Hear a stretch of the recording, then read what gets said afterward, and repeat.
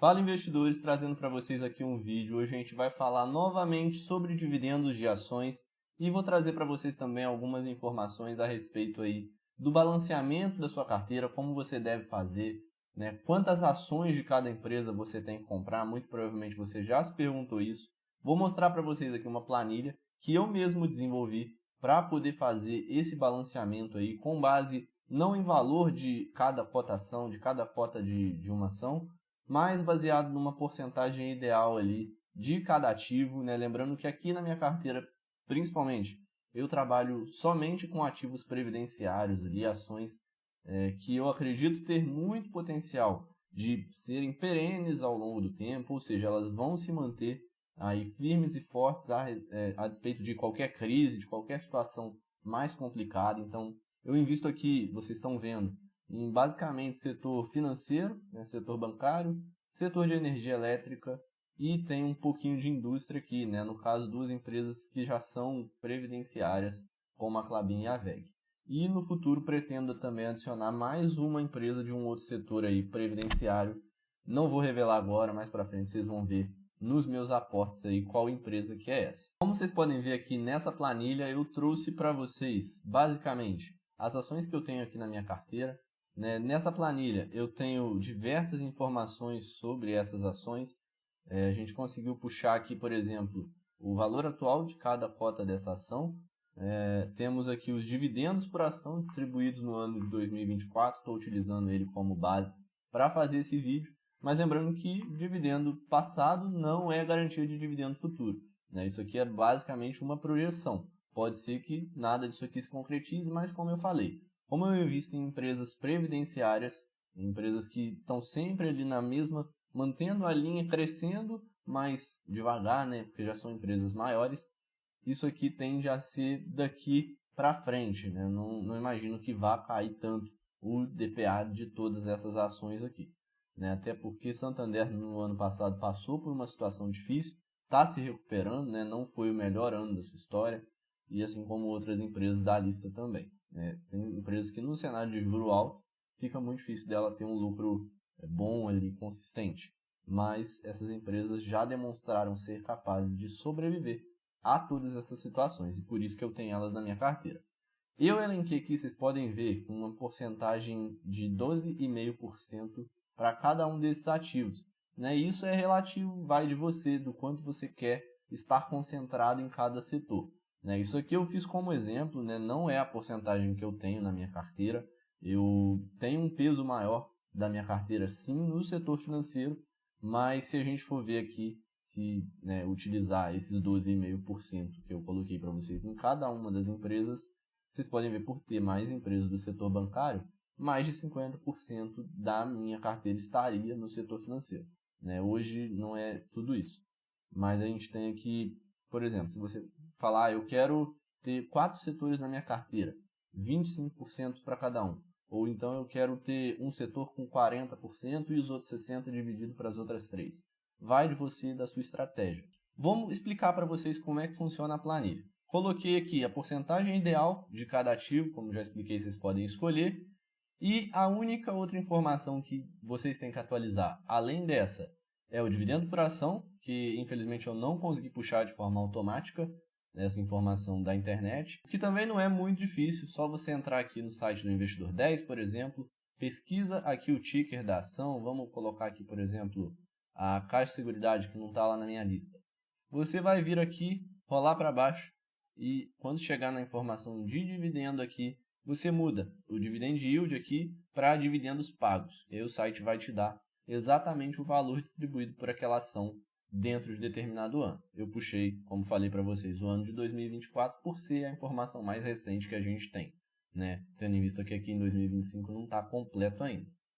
Basicamente, preencheu essas duas informações aqui, o ticker e o dividendo por ação e a porcentagem também que você quer para cada ativo. É importante você preencher certinho para dar o 100%, senão vai dar erro.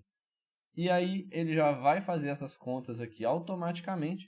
E a última informação que você vai precisar alterar é o valor investido. Vamos supor aqui que você tenha R$500. Ele vai rebalancear aqui a sua carteira com base na porcentagem que você colocou vai te dar a quantidade de ações que você precisa comprar. Mas por que isso? Por que eu não posso ter, 10 ações de cada empresa? Porque, como vocês podem ver aqui, cada empresa tem um valor de ação, né? Cada empresa tem uma quantidade de ações emitidas, né? Como a gente pode ver aqui, por exemplo, da Caixa Seguridade, a gente puxar a quantidade de ações que ela tem emitidas, vamos ver aqui se a gente acha, 3 bilhões de papéis. E se a gente for em uma outra ação, por exemplo, Santander, que já está aqui de cara, vamos dar uma olhadinha em Santander, quantos papéis tem? Vamos ver, aqui, 7,5 bilhões de papéis. Então, eles têm preços diferentes e quantidades de ações diferentes. Então, não dá para você falar, eu quero comprar 10, 20 de cada uma, que você vai ter a mesma proporção. Não por conta disso, né? Cada uma tem uma quantidade e um valor diferente por ação. E aí, o pulo do gato está aqui, ó. A gente consegue puxar, vamos supor que você tem R$500 para investir todos os meses. Ou então você tem R$500, você vai investir durante o ano esses R$500. Em 2025, por exemplo. Você vai ver que o dividendo que você vai receber no final desse ano, com base, obviamente, nos dividendos do ano anterior, cerca de R$35, né? E aí vamos colocar ele aqui na conta. Então, para o próximo ano, você vai investir mais 500 e mais o dividendo. Então, seria 1.035. E aí você pode ver que o dividendo aqui já dobrou, né? E essa conta ela vai aumentando conforme você vai fazendo.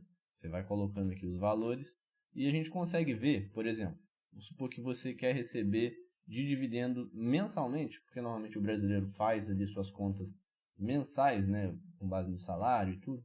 Vamos supor que você quer receber aqui R$5.000 de dividendos por mês, né? Então você tem que fazer aqui um investimento, por exemplo, vamos ver se 500 mil seria suficiente. Não, né? Nessas ações aqui, com base nessa cotação e nesse dividendo distribuído no ano de 2024, R$500.000 daria ali em torno de R$2.900 por mês de dividendos. Então vamos chutar aí uns 750. Chega um pouquinho mais próximo, mas eu acredito que sejam uns 850, então a gente quase chega ali em R$5.000 mensais. Então isso aqui serve para você ter uma base ali de quanto mais ou menos você precisaria, né, ter investido em cada uma de suas ações. Ó, aqui a gente consegue ver que, por exemplo, de Itaúsa, se você quiser aí receber dentro dessa porcentagem, vamos fazer o seguinte, vamos zerar tudo aqui, vamos ver só de Itaúsa. Se você quisesse receber, vamos supor que você é um investidor que investe só em Itaúsa. Vamos ver quanto você receberia lá. Praticamente, você receberia, tendo investido os 850 mil ali, tudo na Itaúsa, R$4.852 de dividendo aí por mês, né? Você teria ali 86 mil ações. Agora vamos fazer esse mesmo exercício com BB Seguridade. BB Seguridade você teria uma quantidade menor de ações ali, né? 21 mil ações. E receberiam em torno do mesmo dividendo, R$4.600. Vamos puxar outra empresa aqui diferente, só para a gente ter uma ideia. Vamos colocar a VEG, por exemplo, que não é uma empresa que tem estratégia de dividendos. Com o mesmo valor investido em VEG, você teria ali 20.500 ações, mais ou menos, e um dividendo próximo ali dos R$1.300.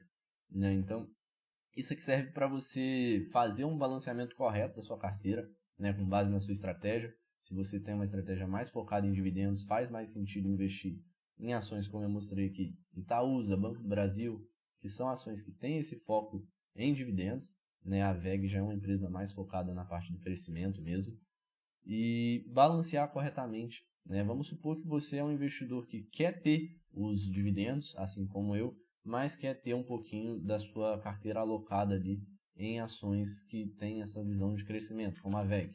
Vamos colocar aqui 20% na VEG, 10% em Klabin, e agora a gente divide aqui, são 6 ações, então vamos colocar 20 em cada. Aí fica mais fácil de fazer essa conta de cabeça aqui. Ó. Basicamente, vamos jogar um pouquinho mais alto agora, 1 milhão. Tendo esse milhão aqui investido, né, sendo que 40% estaria ali em duas empresas que não são grandes distribuidoras de dividendos, né? A Klabin já foi, ultimamente não tem sido mais. Enfim, você teria ali 40% da sua carteira focada em ações de crescimento e 60% da carteira em ações previdenciárias de dividendos. A gente teria um dividendo médio mensal ali de R$ 5.400 e um dividendo anual total de próximo ali de R$ 65.000. Então, aqui com essa planilha, acredito que vocês consigam fazer várias contas aí, ter ideia de o que é uma porcentagem ideal dos dividendos das suas carteiras. Vou estar disponibilizando ela aí nos comentários, na descrição também. Eu espero que possa ajudar vocês. Faz muito sentido a gente ter algo assim para balancear a nossa carteira, poder escolher corretamente a porcentagem ideal de ativos que a gente vai comprar, e não ficar olhando só para a quantidade de ações, porque isso, na verdade, não faz diferença nenhuma. O que vai medir ali o quanto você vai receber de proventos é a porcentagem em cada ativo que você vai ter com base no seu patrimônio investido. Eu vou ficando por aqui. Esse é o Radar Financeiro, canal onde eu documento a minha jornada para a liberdade financeira e tento ajudar vocês um pouquinho aí com o que eu sei sobre investimento. Um abraço e até o próximo vídeo.